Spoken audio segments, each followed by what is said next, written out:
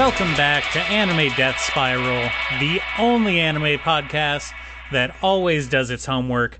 I'm Nate, and I didn't do my homework this week. Well, I'm not going to let you copy off me this time. Unfortunately, I got suckered in by that brand new Zelda game that's all the rage right now, Breath of the Wild. What have you been doing, Remy? So you were playing video games instead of your homework. Well, I've been playing this brand new Legend of Zelda game that everyone has been talking about. Almost to the exclusion of literally everything else. It's been bad. You've been playing that Tears of the Kingdom, I believe the kids are calling it. I've been playing this game, Tears of the Kingdom. Though no one actually calls it that. It's kind of an unwieldy name. People just call it Zelda. I've been playing that new Zelda. Hey, you playing that new Zelda? You know, a game series has really reached cultural canon status when that's how people refer to it out in the wild. Hey, you playing Zelda? Yeah, it was that was how Halo was, right? They'd be like, you playing that new Halo? There's a new Halo out, and you just say, hey, you playing that new Halo? Playing the new Halo? Bro, you playing that new Halo? You playing new Halo, dog? Duh, bro, we were playing the new Halo? Same with Call of Duty. I mean, really, people either call Call of Duty, or Modern Warfare. COD Blops. Is that our generation's version of, our parents calling every console a Nintendo? Kinda, except we're actually engaging with it. Well, I'm not. When's the last time I played a Call of Duty game for real? Hey, is you kids playing that new Nintendo? That's actually, for us, that's like Fortnite. That's you play those new, you got those new Fortnite skins? Oh, look at that. That's cute. Who is that character? And it's like fucking Banana Man, dipshit. You don't know Banana Man? It's Geralt from The Witcher 3. It's so I have the special edition Darth Vader.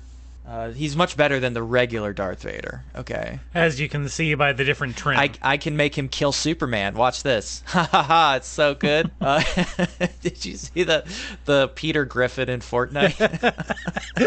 It's so awful. I hate it so much. I mean, at what point is Fortnite just going to become the Snow Crash metaverse world that it obviously wants to be? Well, Fortnite has always been closer to an actual conception of the metaverse than any of these fucking tech grifters ever tried or even posited that it could be. I mean, Facebook never came close to the kind of metaverse that exists in Fortnite. Yeah, I mean, I'm not commenting on whether or not it was a good movie or book, but at this point, Ready Player One just looks like a very extensive Fortnite update pack. It's Fortnite in a couple of editions. Yeah, Fortnite really is as close to Ready Player One as we're probably ever gonna get. Right? That's all I see. It's it's all just both current and esoteric pop culture references jammed into one space, interacting incomprehensibly with each other. Yeah, do you want to play as an orc from World of Warcraft and fuck Pac-Man? Well, you're in luck. Oh man, I cannot wait for the Fortnite fuck pack. Yeah, okay, there's a curve, right? There's a conceptual graph out there where Fortnite and Second Life merge at they converge at a single point. And that point is fucking. Yes, yeah. As soon as they add in literal fucking into Fortnite, then it's just Second Life. Well, I don't know if you've checked in on Fortnite, but you can do a lot of stuff that's not the actual Fortniting. Is it a verb now? Is that what we're calling it? Those who Fortnite. Do you want to hazard a guess on which anime characters you can play as in Fortnite? Oh, I want to say definitely Naruto. Probably most of the Jump cast, or at least one major character from each of the major series. I would guess that Luffy's in there, maybe Zoro. Yeah, I don't know, Goku. You can probably be some of the Dragon Ball characters. Am I wrong on any of these? You're pretty much on it, because yes, you can play as Goku. You can play as Vegeta. You can play as Kakashi and Naruto. Can you play as Ichigo from Bleach? I don't think so. They got any Bleach? They got no Bleach? I don't think they have any Bleach. You know, the thing is, Bleach is not as big as these other things because it went away for a while. Oh, hey, they got Chainsaw Man yet? No, they don't have Chainsaw Man. Oh, no, that's, as soon as they get Chainsaw Man, that's when I'm finally going to break get into it. And play Fortnite. None of the Naruto characters do it for you? You wouldn't want to play as Sasuke? That's not drawing you into the game? I want to play as Makima. Okay, like, what about, I don't know, who else do they have? They've got a couple of characters from My Hero Academia. You could play as All Might. How does that sound? Oh, sure. Yeah, All Might versus Superman versus Goku. It's in there. Yeah, you could literally have that fight right now, that threesome in Fortnite, if you wanted to. It's truly wild. Yeah, Fortnite is pretty as far down the anime death spiral as you can go, in my opinion. Not quite yet, because it is only limited to like those things as far as I know. I don't think they have too many more anime characters. You have a character from Attack on Titan, a couple of them, I think. Oh yeah, absolutely. A bunch of characters from Dragon Ball, a couple characters from Naruto. Oh yeah. And I think that's pretty much it.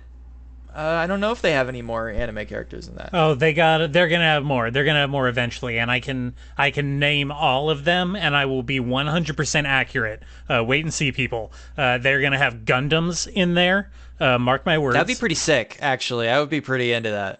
Joke's on you. They're gonna have at least one SD Gundam choice. Oh God! Would they have the pilots yeah. too, like the Gundams and the pilots? Like, could I play as Amuro and his Gundam? Could I make them fight each other? Because that would be really funny. Well, okay, so I don't know how Fortnite works. I don't know if they have vehicles or anything like that. Yes, dude, they have fucking vehicles, bro. You don't know shit about. You do. This is. I don't know. I admit it. I don't know shit about Fortnite. This is exactly what I mean by the mom saying Nintendo shit. You don't even know that they have vehicles in Fortnite. You are 100,000 years old. Okay, but do they have mechs though? I mean, define mech. Battle suits? Yes, they have battle suits. Okay, well then, yeah, you could absolutely play as Amuro versus someone else in his Gundam. So you don't think the Gundam would be the actual, like, character model? You'd think it would be a battle suit skin? Well, so you either get to be giant, or you have to shrink the Gundam down to human scale. Which is why I put the SD Gundam choice in there.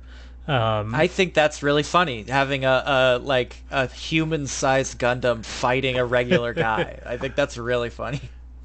Yeah, sure. You can get just a character skin, a human-sized character skin that is Gundam. Absolutely, that's going to be in there. What else? They're going to put in Gon from Hunter x Hunter. That would be great. He's going to be in there. I would love to play as Gon in Fortnite. I think, just based on the shit that I've seen, like Gaara from Naruto just packing like a fucking AK, like just is like the funniest shit already. So just seeing little Gon like whip out like his pistol and drop his shovel on the ground just to like blast some fool in the head, get that win, get that chicken dinner.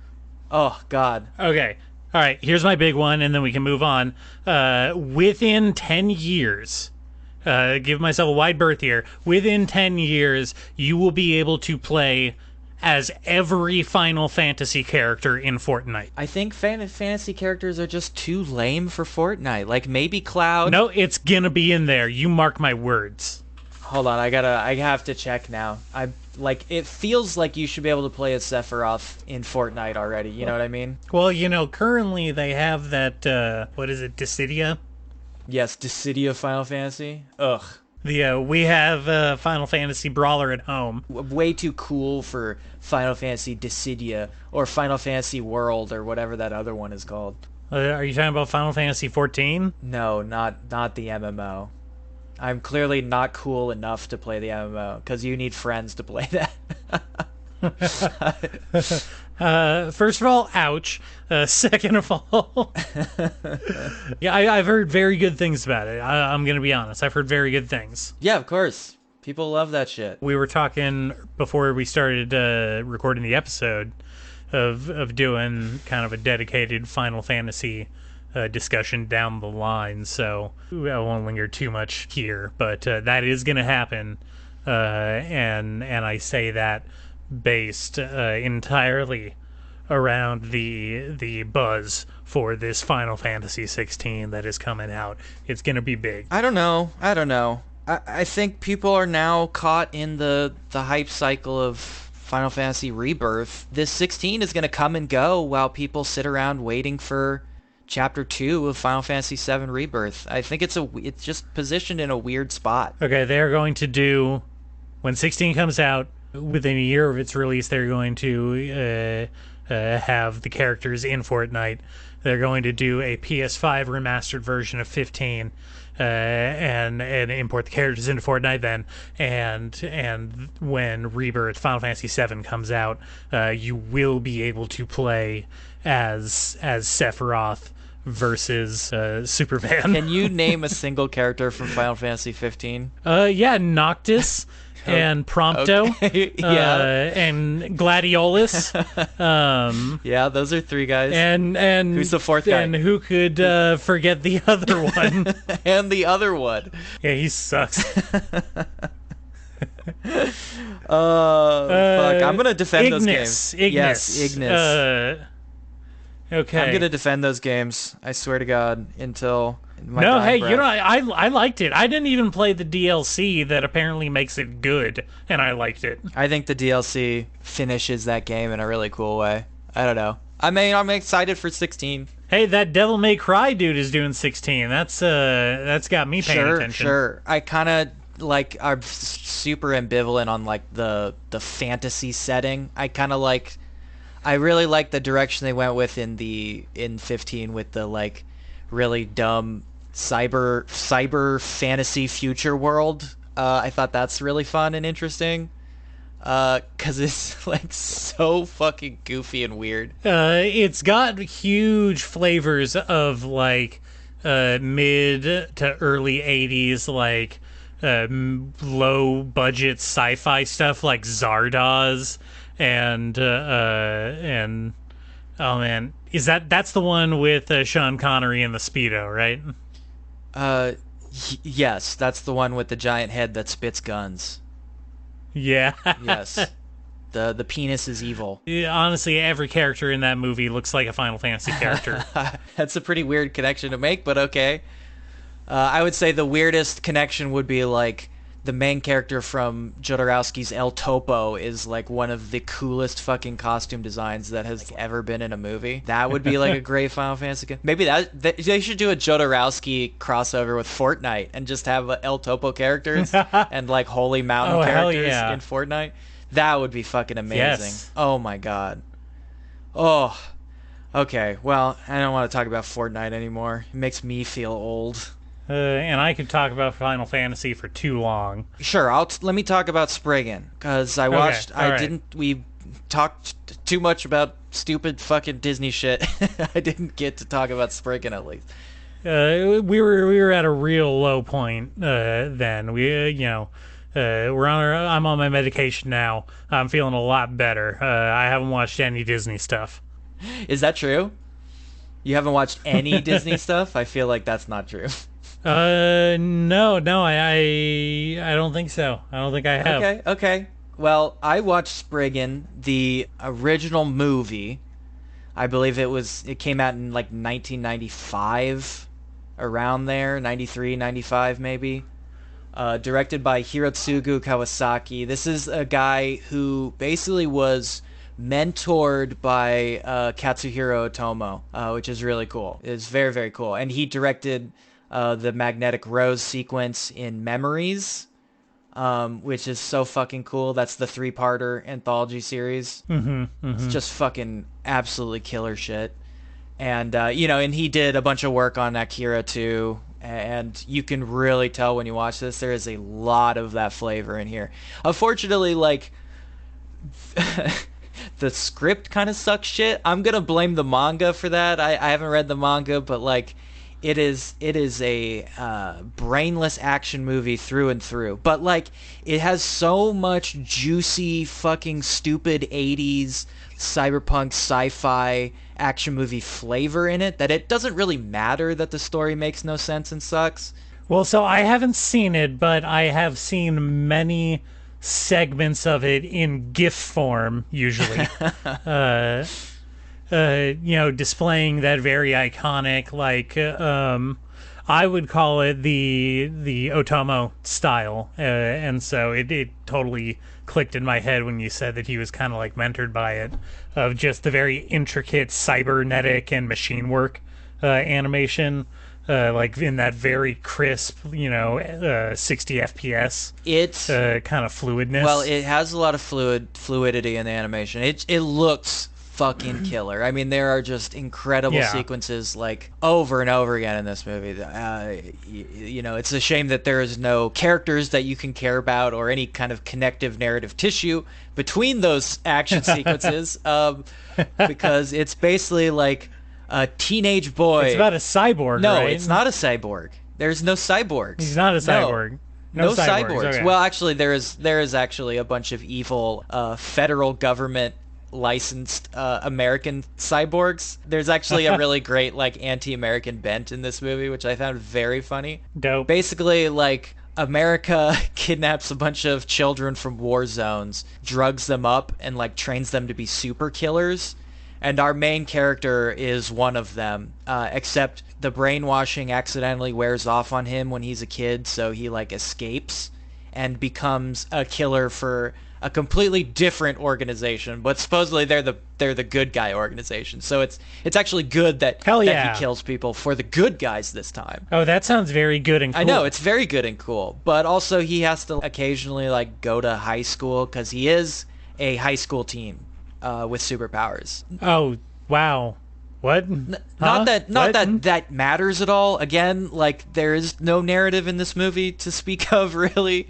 So we get one scene of him at school, and nobody makes a big deal of him being like a super killer or whatever. Yeah, I mean, what are they, Americans? Come on, am I right? No, they're Japanese, of course. He goes to a Japanese high school.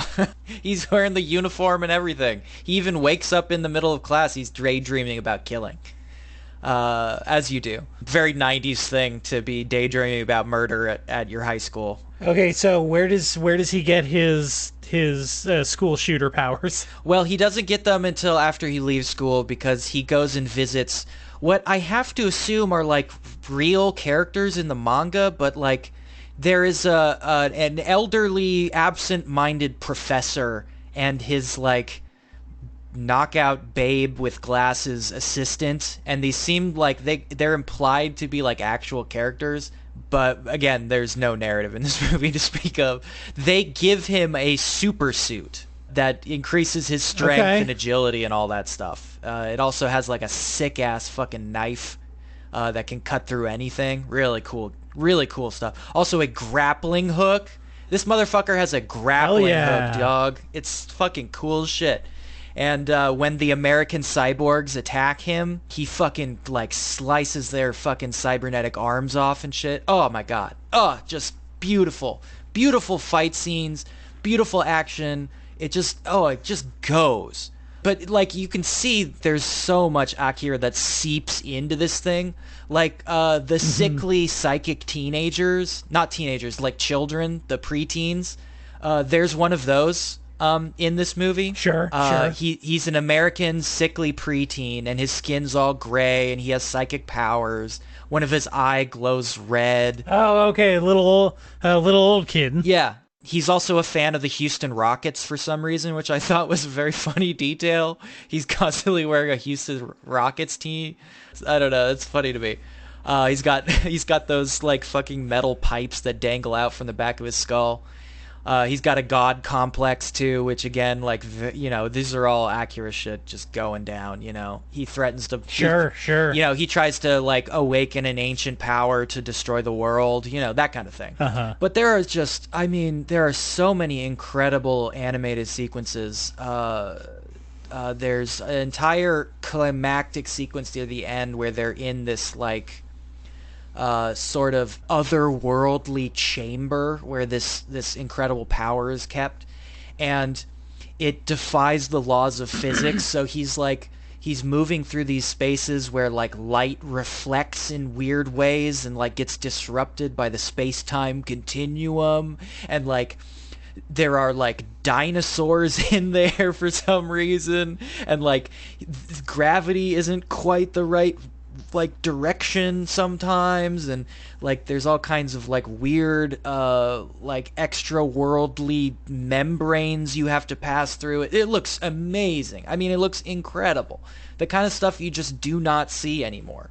So I was just like jaw on the floor the whole time, even though, again, not to harp on it, but I kind of wish that there was like a single like character you could care about. But whatever. It's a tight, I want to say, 80 minutes of some of the best animation you could absolutely possibly ask for. It's just fucking a good ass time. So yeah, I was thinking about double featuring that pretty soon with Rujin Z, which is another Otomo adjacent work. I believe he executive produced that one. We may have talked about it last time even. Both lots of real beautiful animation that I wanna soak my eyes in. Yeah, man. But as far as coherent story, it's like I don't know. I have not read all of Akira.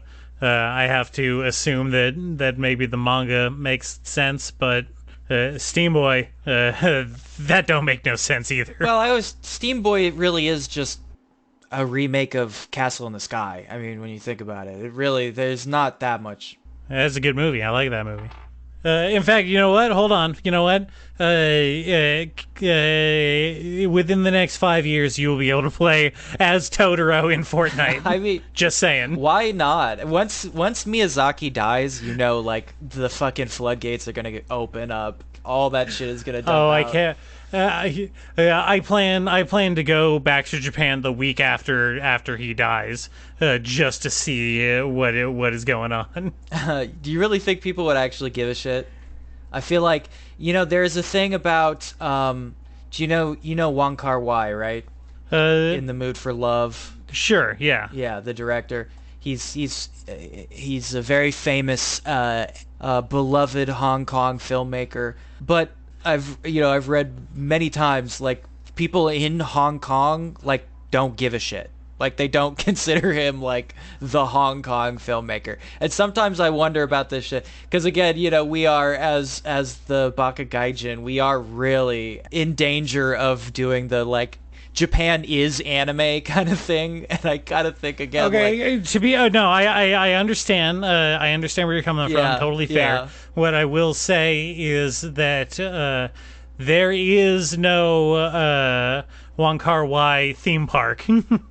There is a Ghibli theme park. Yeah, that's true. It's hard to argue with that. What I found very funny is that for like the last 3 years, they only recently started doing it again, but the Ghibli Museum in Tokyo just said, no foreigners.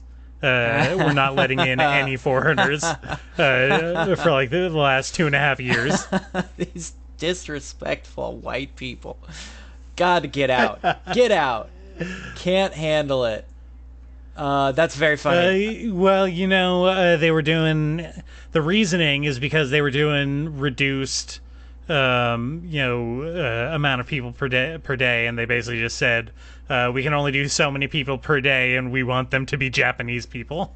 This is our heritage. Can't argue with that.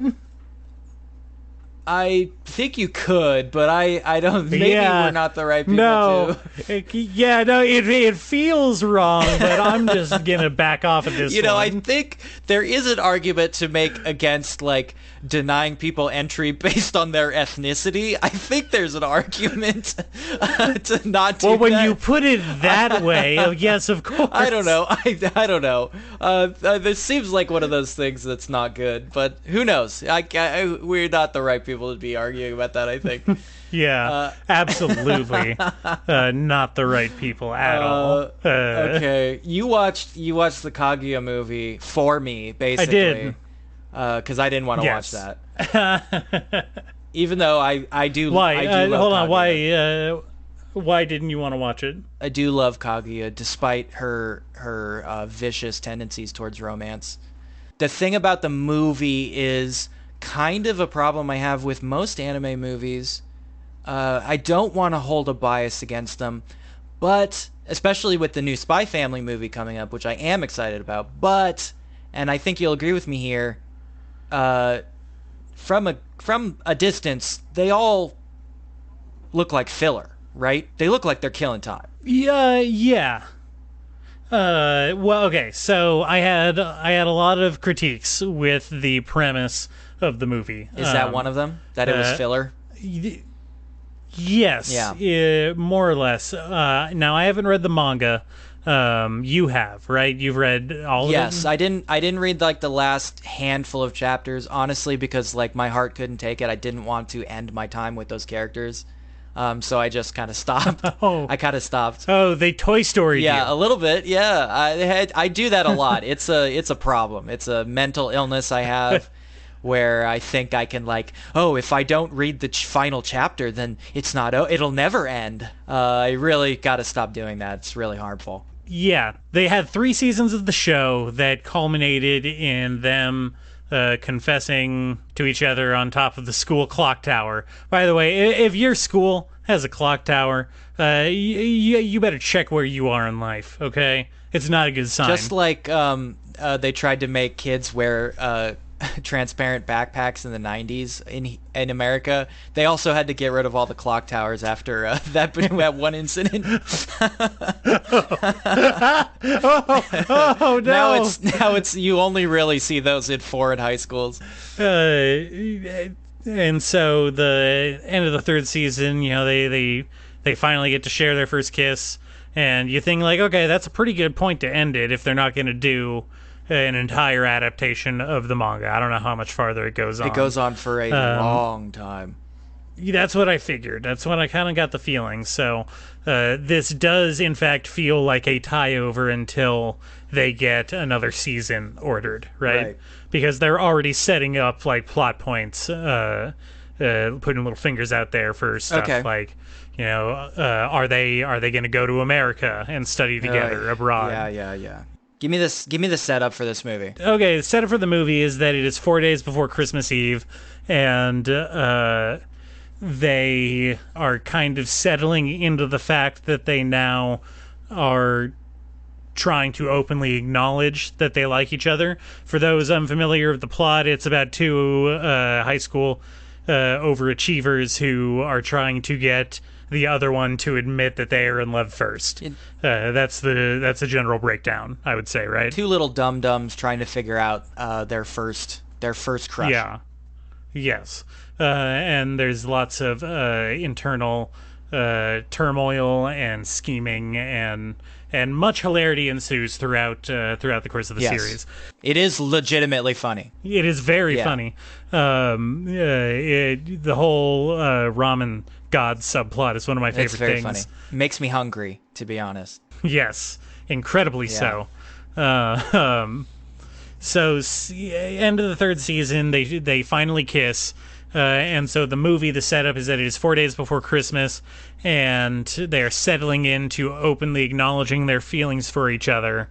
And Kaguya is describing their first kiss to one of her other female classmates, who she knows has boyfriend experience, as she calls it. And Kaguya is describing their first kiss and lets it slip that there's a little tongue action involved. Hey. And this female classmate lets her know that actually that's an adult kiss and was like super inappropriate for your first time, and now he probably thinks that you're like a crazy sex lust monster.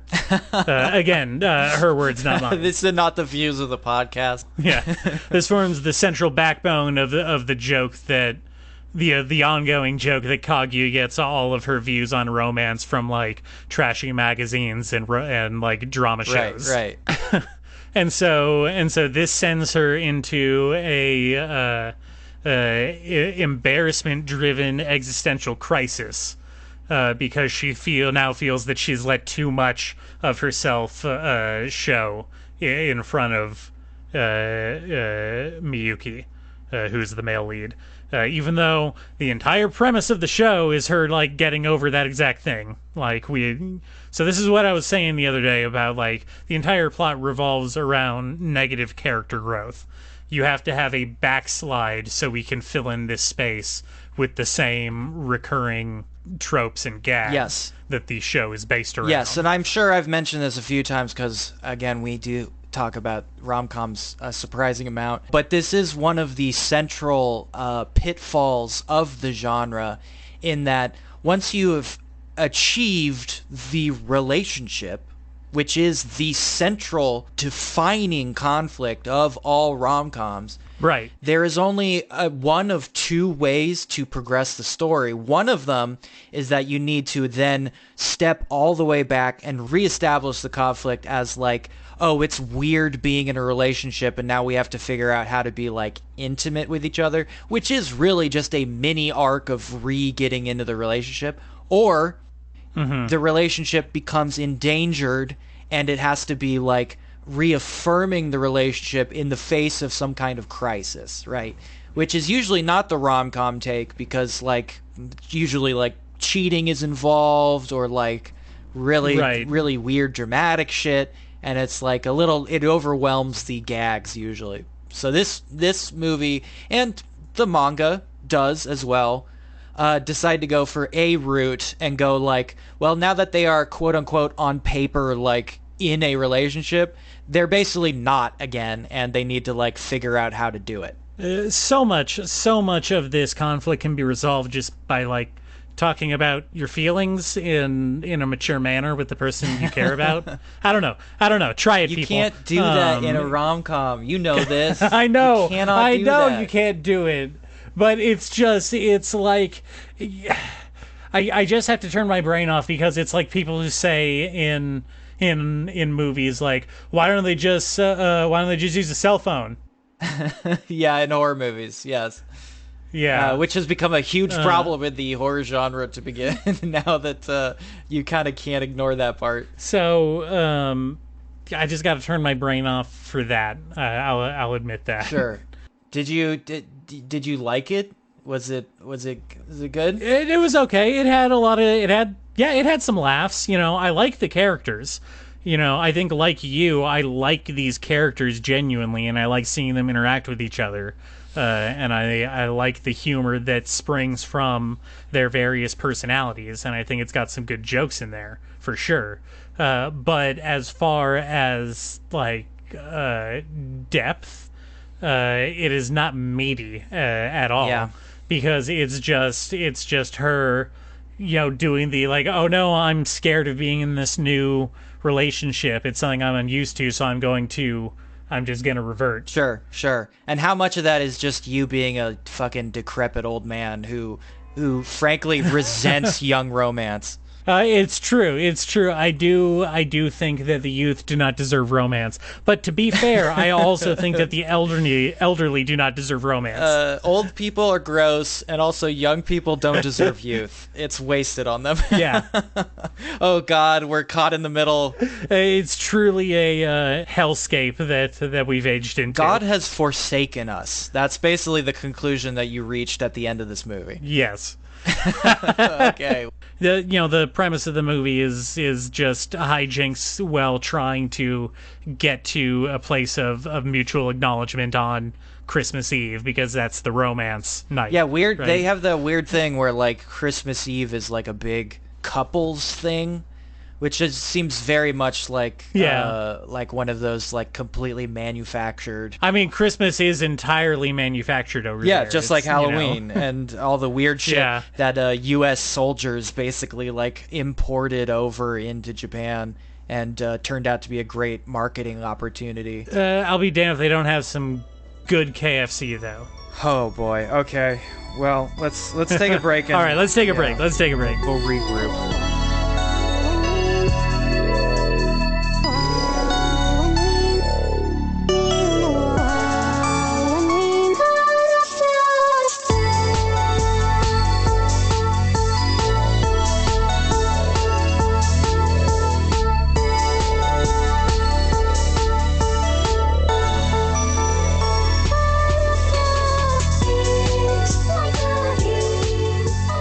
Okay, all right.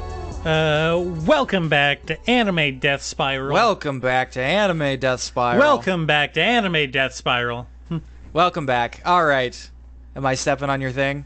Do you want to go ahead and reintroduce us while you're at it? Okay. You know what is that thing that we all keep saying is the bad thing in anime? The bad thing that we don't like? You know the one?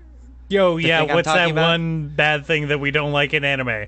Refresh my memory. Let's go down the list really quick. Okay, no, the big bad thing that I think, strangely enough, we actually agree with most anime fans on, and is something that I really kind of had to put my foot down on with like the new season of Chainsaw Man, where people were like, "Well, Mappa's starting to really get good with the CG." Oh, okay, of course, CGI the stuff. CG stuff. Yes. Yes. You know, I've never been a fan. They've done some really egregious stuff over the years that has turned me off of the format. No one's super gotten it right from the anime sector in my mind yet. You know, it's very weird that they keep trying, and I've seen a lot of people talking about how they've basically replaced all vehicle animation with just CGI vehicles. So whenever you see a helicopter or a fucking car sequence, it's noticed. just CGI now. Yeah, it's impossible not to. You know, the worst ones is like when they replace like big monsters with the CGI. It just looks not good. No. It's bad. Well, okay, so and they did those really bad CGI Berserk movies not too long ago. Oh, Christ. Those were No, really not bad. the movies. The TV show. Or, yeah, the TV 2016 show. Berserk show is all CGI, and it is fucking garbage. It is actually repellent. God damn, I hated that. Everybody did. I was really not a fan of the way Mappa adapted Dorohedoro. It was really disappointing to see such a idiosyncratic style. I mean, I guess it looked okay, but I just don't think it looks good that way as a 3D model. Well, unfortunately, I will go to bat for that because, yes, again, I wish it wasn't as CGI as it was, but I like that show, and I'm really pulling for them to return to that, even though I'm certain they won't. Hasn't it been like 4 years? Yeah, it has. It has. But it's also been like 4 years between Jujutsu Kaisen seasons, remember? Oh shit, has it been that long? Yeah. We know it blew my mind recently, actually. And this is what had me thinking about this whole CGI mess. I went and saw the new Spider-Verse movie. Yeah. I went and saw it. I saw the movie. Holy shit. And when it ended, I turned to my friend that I was watching it with, and she said, "Can you believe it's been 5 years since the first movie?" And I said, "Shut the fuck up. Stop lying to me. Don't say that kind of thing to me. Don't say that to me. I don't like to hear that thing. You are lying." But tragically, she was not lying. It has been 5 years between Spider-Verses. So yeah, this is not, it's not unreasonable to think that, you know, something might come back. I mean, I was very impressed by that first one. I went and saw it twice in theaters. It was a juicy, meaty visual experience. Like, I'm not gonna lie, it was one of my favorite theater experiences in a long time. Yes, and actually, I think I am gonna go back and watch the IMAX version of the new one pretty soon here. Not just because like one of the 16-year-olds that ran the theater, like I think like did not set up the sound properly in our screening. Hey, he didn't give me the good movie. Yeah, I didn't appreciate that. But whatever, it doesn't matter because looking at it is frankly enough to send you into a state of bliss. But my point being here is that, you know, I think not to really go like flip the switch and go full weeb mode, but like anime as the animation art form, as the vanguard of animation as an art form, has pretty much been dominant in the 2D realm. I mean, we kind of took the crown from America long ago. You know, especially as Disney, who was our fucking champ in the ring, just, you know, fell on its ass. Has pretty much given up on 2D as an art form, which is pretty sad. It makes me sad to think about. As they move into this 3D CGI space. I'm sorry, the way you phrased that just made me imagine like I really want Walt Disney to be a character that shows up in Record of Ragnarok at some point. That would be great. Yeah, and he's fighting the god of anime, Osamu Tezuka. Yeah, Tezuka versus Walt Disney. Yeah, that would be. Frankly, I'm taking Disney in that fight because he was a ruthless piece of shit. He would bite, and go under the belt. Oh yeah, for sure. Oh yeah, that fucking piece of shit. Anyway, with some exceptions though, we have kind of stepped up into the CGI space. I mean, obviously we stepped into it with the Toy Story shit and blew everybody's mind. But in Japan, we haven't really seen that many like great CGI movies. I've talked recently about the Lupin the Third, the first movie, being basically as good as a CGI anime movie can look, I think, in that traditional style, in the like I'm doing the Pixar thing but with anime characters in it. Sure. But fucking Spider-Man Into the Spider-Verse came out 5 years ago and it fucking changed everything.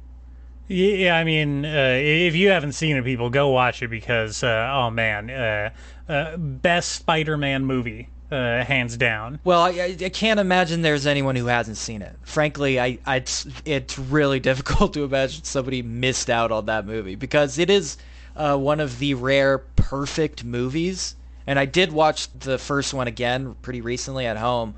And it fucking slaps, man. It still hits. It hits hard. Oh, hell yeah. I've got it on Blu-ray in my theater setup with the surround sound. Oh, goddamn. It fucking rules. And the second one absolutely fucking rules, too. It was really, really great. And I'm excited for that third one, like, a lot. I cannot wait that we are going to have, like, a full, like, 6 hours of this animation style. Is fucking amazing. But the thing that I'm really, really interested in is the way that Spider-Verse made CGI look like handcrafted again. It made it look like animation. You know, it brings in the stop motion look. It brings in the two-dimensional, you know, cartoonish look. It brings in the best that CGI stuff has to offer. It invents its own techniques, which all look fucking great. And it just reminded me that these are now problems that have been solved. And they push them even further in this movie, especially the making CGI look two-dimensional, but retaining those things that actually look like hand-drawn animation.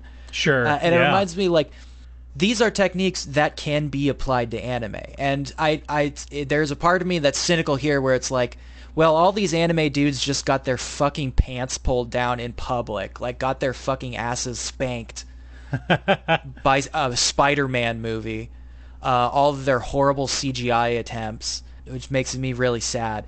But the positive side of me is like Spider-Verse is blowing up. It is fucking everywhere. Everyone has seen this movie. Everyone's going to see the sequel, and everyone's going to see the sequel to the sequel. I know it to be a fact. And what's incredibly exciting to me as an anime consumer is the anime Yeah, no, animators. you own up to it, you little piggy. Oh fuck! I hate saying that. I wish there was anime enjoyer, appreciator. No, you all eat your these, fucking slop. all these fucking terms are tainted. It's awful. I fucking hate anime people. I can't stand it. Anyway, what excites me is the idea of basically anime people learning from these movies and fixing CGI in anime. I see it now. I see it so clearly in my mind's eye.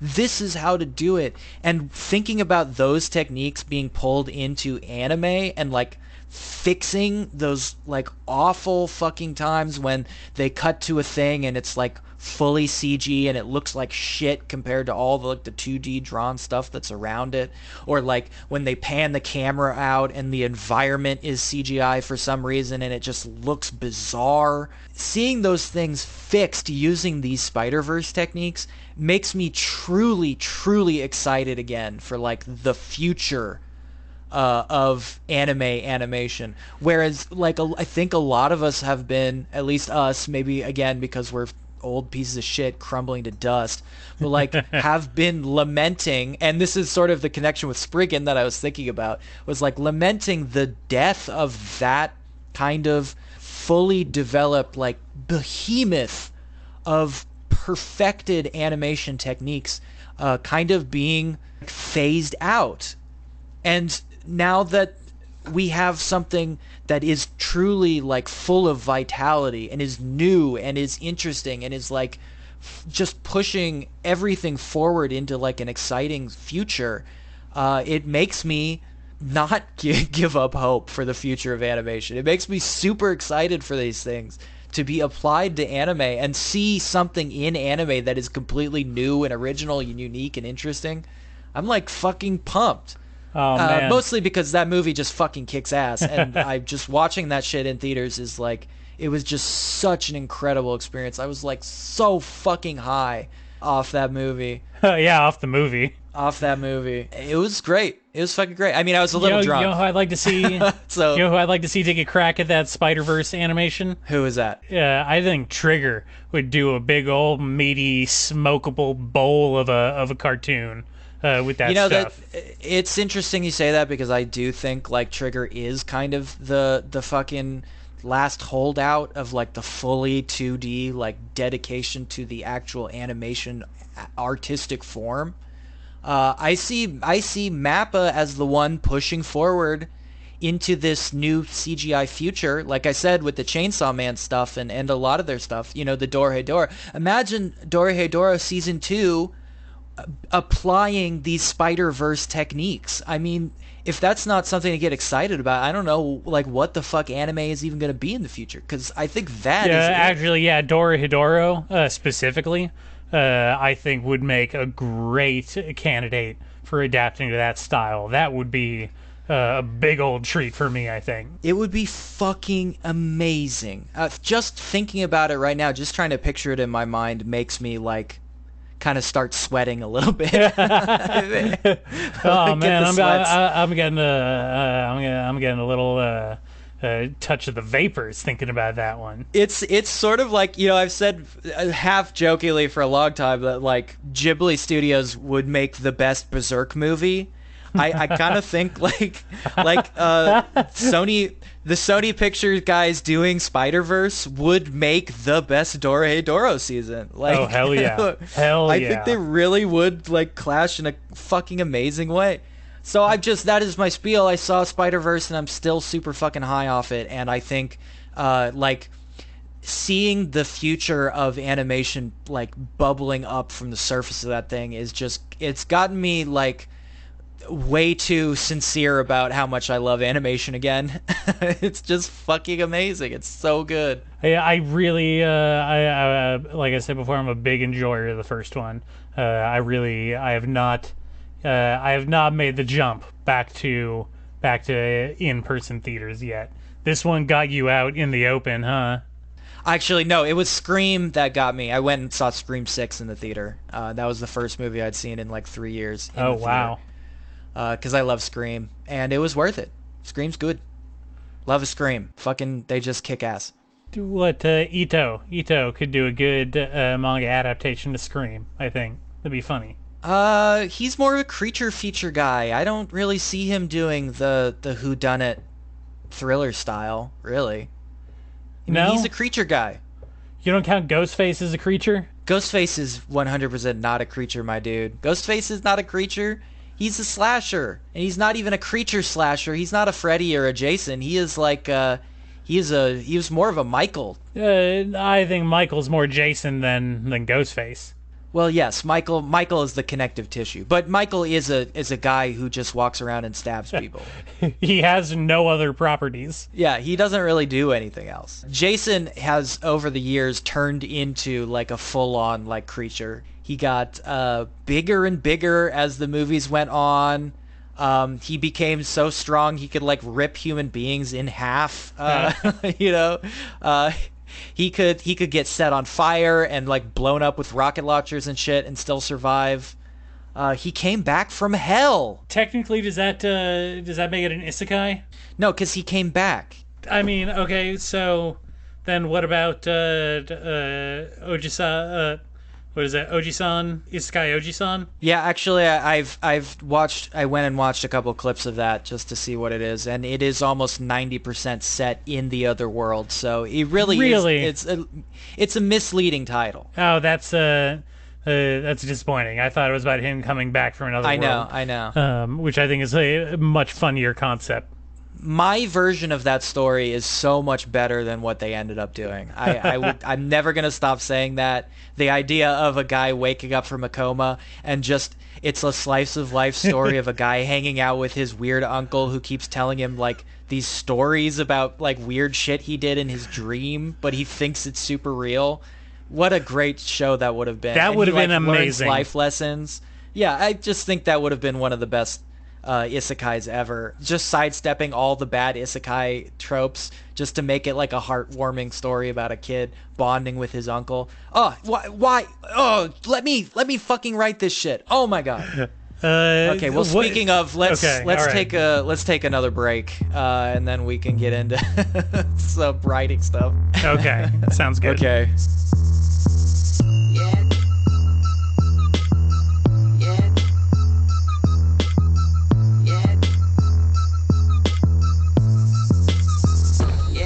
Coming down. I came from outer space, human race, naked apes. Give me power pills and I'll escape this place. Came from the stars, you fuck your main bitch. Take her to the White House, abduct the president, she's loving it. Turns out she's an anarchist, off chick, big tits, aka yeah, she on some real shit. I cannot take you with me, your human mind is asleep. Your human mind is out in my front beach. I'm ready to pet and beat. All right, guys, speaking of how much better I am at writing than most people who write stupid anime shit. Oh, God, that's really going to get me in trouble. Hey, be careful, your hubris is showing. I really have to stop saying shit like that. It really is going to get me in trouble. I'm not going to back off, though. You know what? Self-confidence is really in right now. So we wanted to touch base with our Shonen King project, and I went ahead and I wrote up a little bit of the Shonen King. We wanted to brainstorm, but now I want to like go over this first section. Just section is maybe a little too much. It's not very much, but go over it, then go into like what's coming next. You know. So let's shift into our performance mode. I'm into it. Yeah, and Nate and I, why don't we do a little bit of a dramatic reading for you from our script.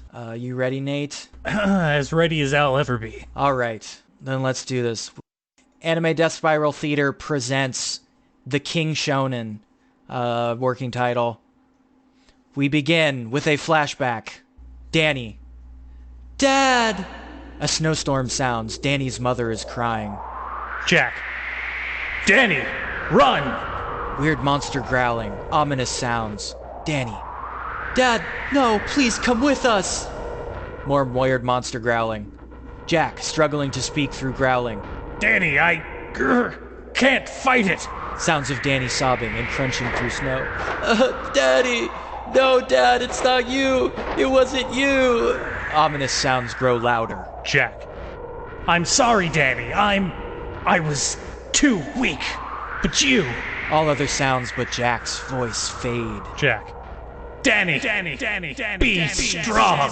Jack's voice echoes and fades away. Danny, no! Dad! The flashback reverb fades as Danny cries out, bringing us into the present. As it fades, classroom sounds fade in, the sounds of a teacher and classmates whispering to each other. But Danny's cry interrupts the sounds. Teacher. Torinosuke, wake up! Danny struggles to snap out of his dream state. Danny, huh? Classmates laugh at him. Classmate 1. Creepy Torinosuke is having bad dreams in class again. Classmate 2. His imaginary friend must have kept him up all night. Mean laughter. Teacher. Hey, quiet all of you. Back to the lesson. Regular classroom sounds continue. Danny, under his breath. Not again. Danny, now in voiceover. It's been 4 years already and I'm still having the dreams. 4 years since I lost my dad in that accident. My memory is so hazy, I still can't put it all together in my mind. It's strange, but it feels so much more vivid in the dreams. If only Mom would talk to me about it.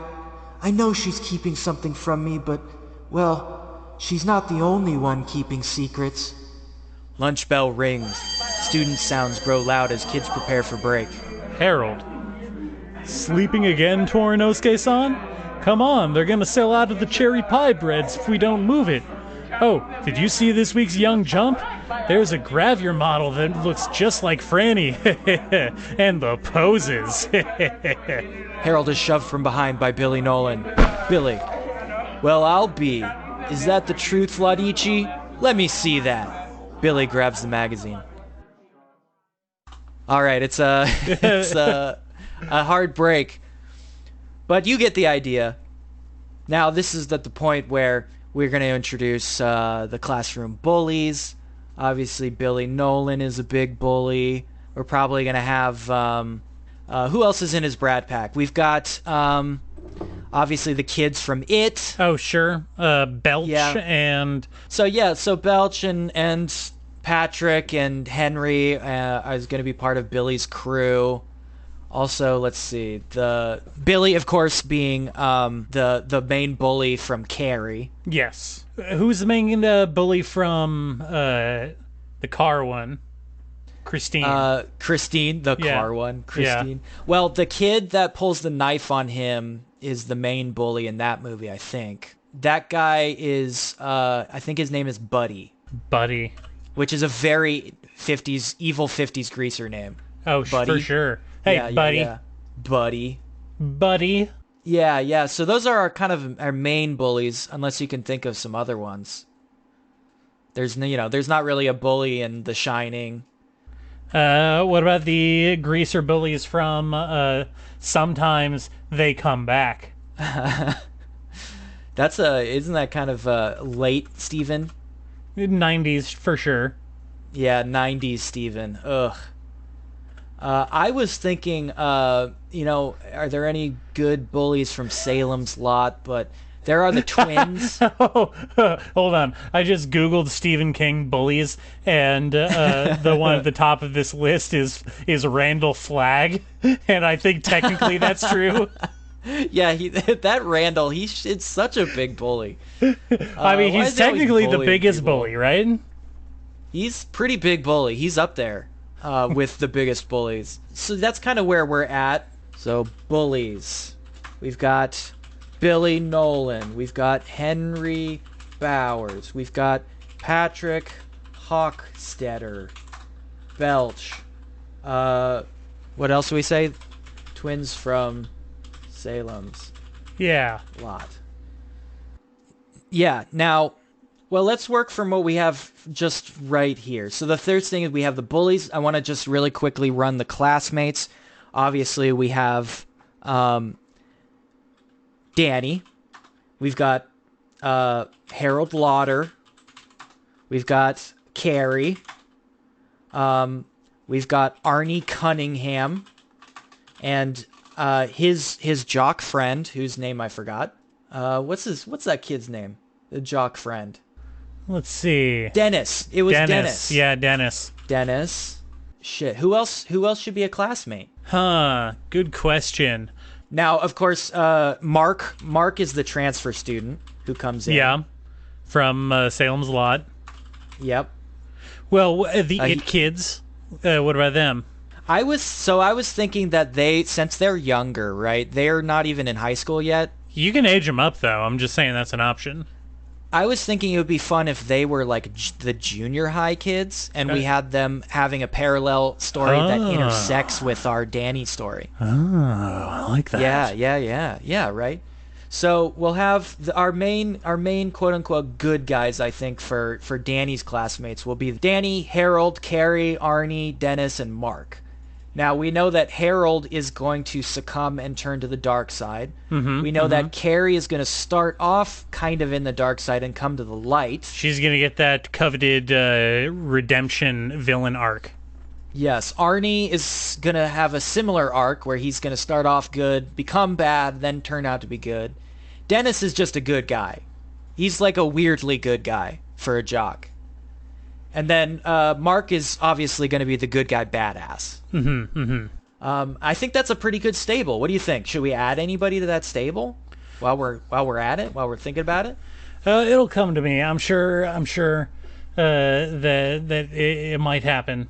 But I think that covers most of the major ones, right? Yeah. So I don't know. I think that pretty much covers it, though. Yeah. This is a pretty good lineup. I think for our immediate, from where we left off here, so right now where we're at, we introduced Danny and his main conflict, essentially. We've introduced Harold as his annoying, pervy best friend. We've introduced Billy, and we will introduce the rest of his kind of villains, and they're going to be picking on Carrie. Now, are the bullies going to have kind of like... Are they just going to be bullies, or are they going to do like kind of like a mini boss structure type thing? Well, they're going to be kind of our delinquents, but because they're not supernatural in any way, we're going to kind of be using them as sort of like more of NPC fodder, I think, for the most part. Sure. Okay. They are going to be the non-supernatural threat, but as we move into the supernatural, they're obviously going to become pretty irrelevant. Mostly just doing delinquent stuff. So, for the rest of the scene, here's what I'm picturing. You can kind of bounce off me here. We see the bullies kind of leave. We have Dennis come in and save Danny and Harold. He comes in and says, "Hey, bullies, cut it out. I'm a normal guy. You can't bully me." He comes and saves him, and then the bullies move on, and they go back to their main victim, which is Carrie, who has no friends, and she's like the creepy, gloomy girl. Sure. By the way, already hands down #1 favorite fan character. Oh, I love Carrie. I mean, just in general, and I think in this she's going to be fucking fantastic. Do you remember in Diamond is Unbreakable, Koichi's the girl who becomes obsessed with Koichi, who has the tendril hair? Yeah. That's pretty much what I think of as Carrie, except without the weird like yandere thing. So they go and pick on Carrie, and that's how we introduce the rest of the bullies and Carrie and her dynamic, and Danny and Harold kind of feeling like powerless and a little bit of cowards because they don't step up and do anything. Very traditional shonen, right? Sure. Then they move on, and we get kind of our meetup with the rest of the classmates, their friends. That's going to be. They're going to go and have lunch, right, and discuss sort of the setup for the entire story with their friends, Arnie, Dennis, Harold, the nerd, and Danny. the not nerd squad, but like the I'll call them the pro tag group. The pro tag group, yeah. So they meet up. They're going to eat lunch together. They're going to discuss the setting and the setup for the story. When they come back from lunch, the teacher introduces the mysterious new transfer student, right? Okay, let me ask you this. Is the teacher the guy from Children of the Corn? Which guy? Though, you know what? We didn't even mention the Children of the Corn kids. Some of them could be in there. Oh, sure. What's his name? Malachi? He could be the creepy Malachi. religious kid at the school. Yeah. Oh, yeah, big occult kid. Yeah. I like that.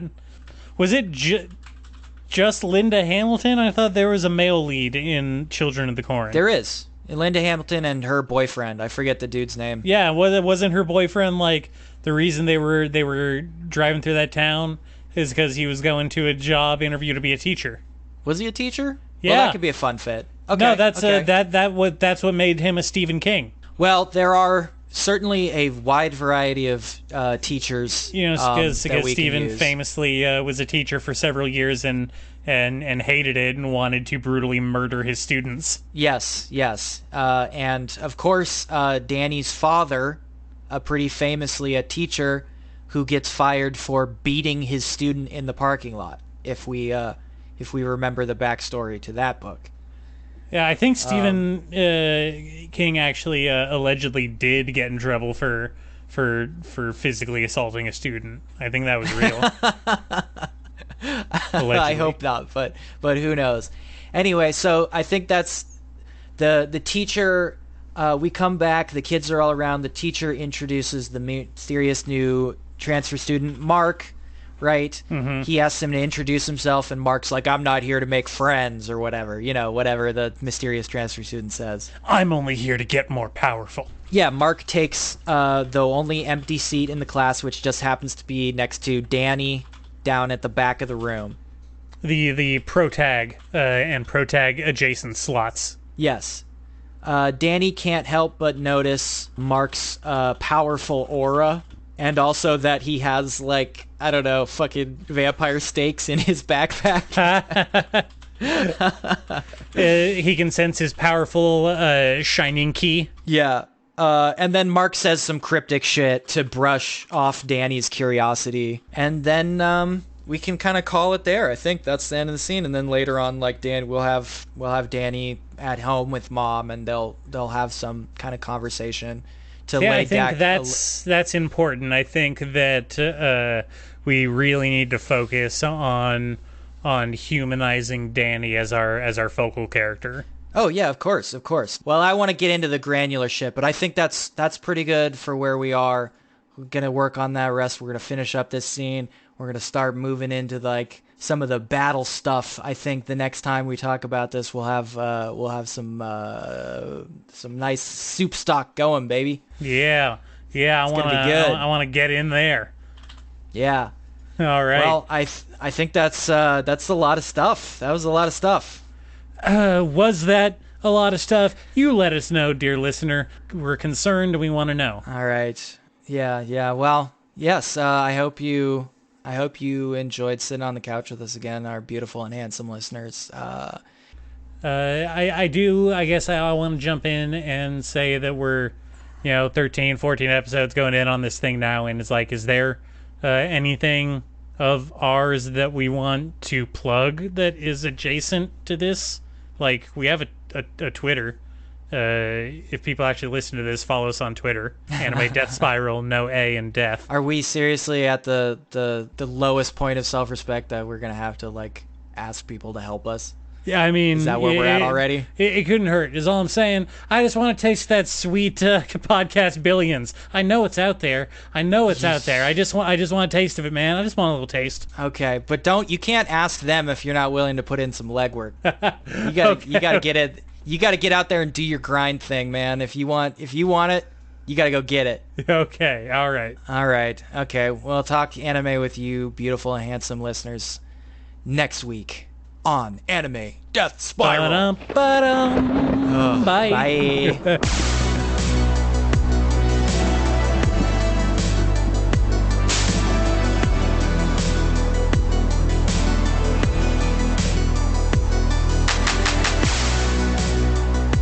It's your turn. Is it my turn? You'd know this if you ever listened to the episode.